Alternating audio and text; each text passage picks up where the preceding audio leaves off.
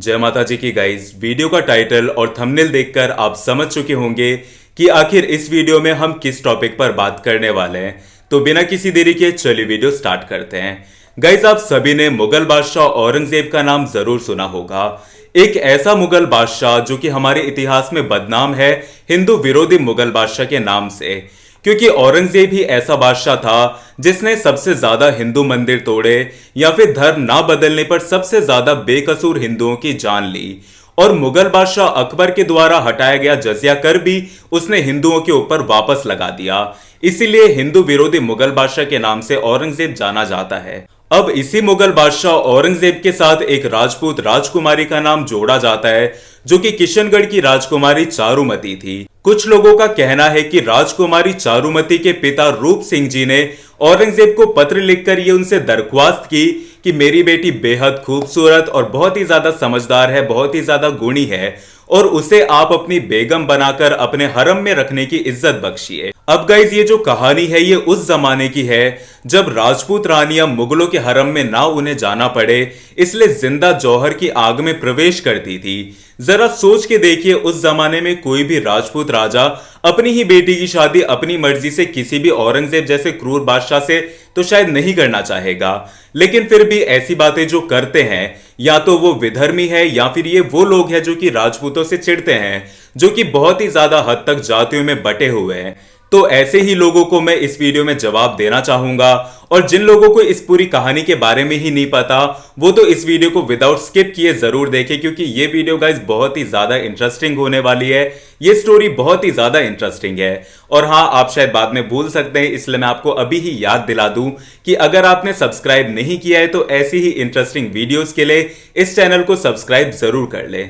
अब गाइस, हमें पूरी कहानी जानने के लिए जाना होगा समय में थोड़ा पीछे, जब औरंगजेब बादशाह नहीं बना था। साल चल रहा है 1657, जब मुगल बादशाह शाहजहां बहुत ही ज्यादा बीमार पड़ चुके थे और उनकी जो सल्तनत थी वो थोड़ी कमजोर हो चुकी थी। और उनके जो बेटे थे उन्हीं सब में आपस में ही मुगल तख्त के लिए और मुगलों के अगले शहजादा बनने के लिए खूनी जंग छिड़ चुकी थी।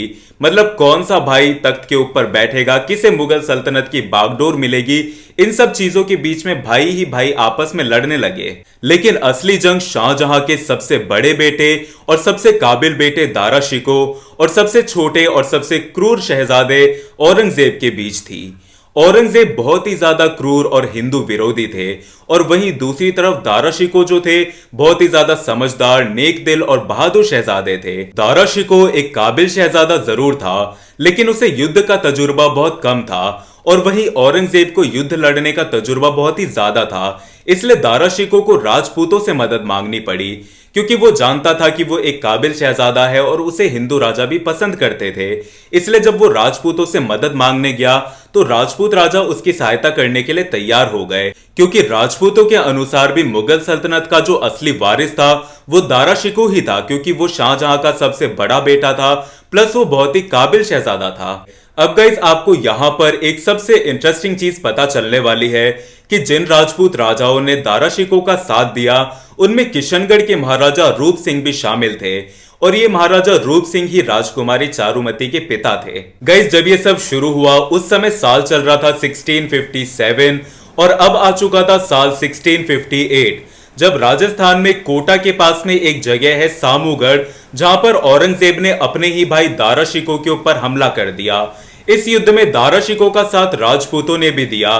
दारा शिको एक काबिल शहजादा जरूर था, लेकिन उसे युद्ध को हैंडल करना नहीं आता था, क्योंकि उसे युद्ध का तजुर्बा नहीं था, उसमें लीडरशिप क्वालिटी नहीं थी। उसका साथ जिन राजपूतों ने दिया वो फिर भी आखिर तक लड़ते रहे, लेकिन फिर भी जो दारा शिको था वो औरंगजेब के हाथों बहुत जल्द और बहुत ही बेरहमी से मारा गया।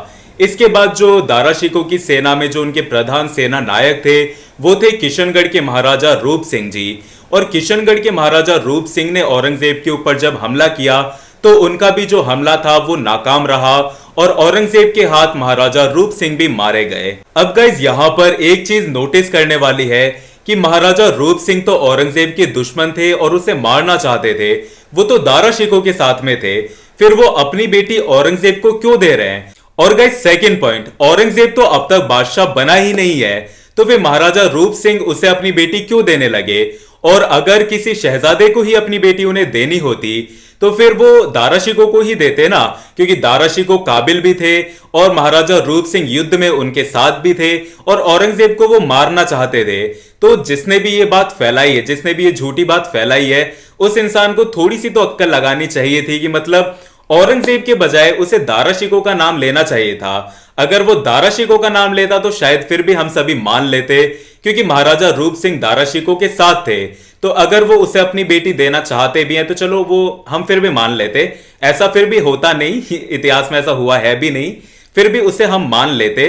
लेकिन औरंगजेब, यार औरंगजेब की बात तो मैं तो बिल्कुल नहीं मान सकता हूं। और गाइज आपको भी नहीं मानना चाहिए, क्योंकि अगर हम नॉर्मल फैक्ट्स भी देखें तो महाराजा रूप सिंह साथ दे रहे हैं दारा शिकोह का, वो काबिल समझते हैं दारा शिकोह को, वो मुगल बादशाह बनाना चाहते हैं दारा शिकोह को, और वो अपनी बेटी देंगे औरंगजेब को। लाइक व्हाट इज दिस यार, ये तो एक बहुत ही बड़ा मजाक है, बहुत ही ज्यादा फेक बात है ये। और इस चीज को बिलीव पता है कौन लोग करते हैं? इस चीज को बिलीव वो करते हैं जो कि हमारे भारत में बहुत हद तक जातियों में बटे हुए हैं और राजपूतों से उन्हें ऐसी चिढ़ है ना जाने किस बात की। और दूसरी ये सारी चीजें जो फैलाते हैं वो फैलाते हैं विधर्मी, क्योंकि उन्हें तो हम लोगों से कोई लेना देना है ही नहीं, तो वो तो इस तरीके की बातें फैलाएंगे ही, हमारे इतिहास को बदनाम करने की कोशिश करेंगे ही। लेकिन गाइस फिर भी एक बात जरूर सोचने वाली है कि अगर महाराजा रूप सिंह राजकुमारी चारुमती का विवाह औरंगजेब से नहीं करना चाहते थे तो फिर राजकुमारी चारुमती और औरंगजेब का नाम जोड़ा क्यों जाता है साथ में? तो गाइज इस चीज का जवाब जानने के लिए हमें जाना होगा हमारे पॉइंट के ऊपर। सो गाइज हम बात कर रहे थे जब महाराजा रूप सिंह और औरंगजेब के बीच युद्ध होता है, उस समय महाराजा रूप सिंह जी के साथ युद्ध में उनके छोटे से बेटे मान सिंह भी मौजूद थे। और महाराजा रूप सिंह के शहीद होने के बाद मान सिंह छोटे थे, इसलिए उनसे सरेंडर करवा दिया जाता है। लेकिन इतने से भी औरंगजेब का मन नहीं भरता, वो अब किशनगढ़ रियासत से बदला लेना चाहता था। और किशनगढ़ रियासत गाइस बहुत ही छोटी रियासत थी। अगर मुगल सल्तनत एक बहुत ही विशाल समुद्र था तो फिर किशनगढ़ था एक छोटा सा कुआं। और बदला लेने का सीधा सा रास्ता उसके पास में एक ही था कि किशनगढ़ की मान मर्यादा यानी किशनगढ़ की राजकुमारियों में से किसी एक से वो शादी कर ले।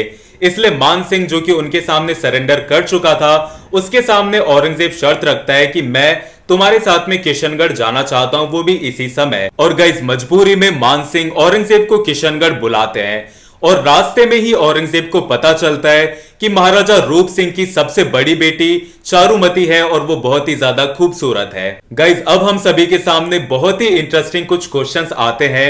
ये चीज तो हम पहले ही समझ चुके कि महाराजा रूप सिंह ने राजकुमारी चारुमती का विवाह कभी औरंगजेब से नहीं करना चाहा। लेकिन अब हमें जानना यह है कि आखिर औरंगजेब किशनगढ़ क्यों जा रहा है?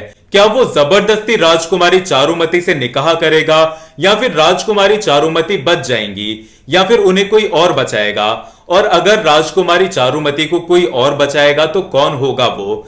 लेकिन गाइज वेट, ये सारी चीजें हम जानेंगे मेरी नेक्स्ट वीडियो में। तो अगर आप इस वीडियो का पार्ट 2 देखना चाहते हैं तो प्लीज आप कमेंट जरूर करें और ऐसे ही इंटरेस्टिंग वीडियोस के लिए इस चैनल को सब्सक्राइब करना बिल्कुल ना भूलें। तब तक के लिए जय माता जी की।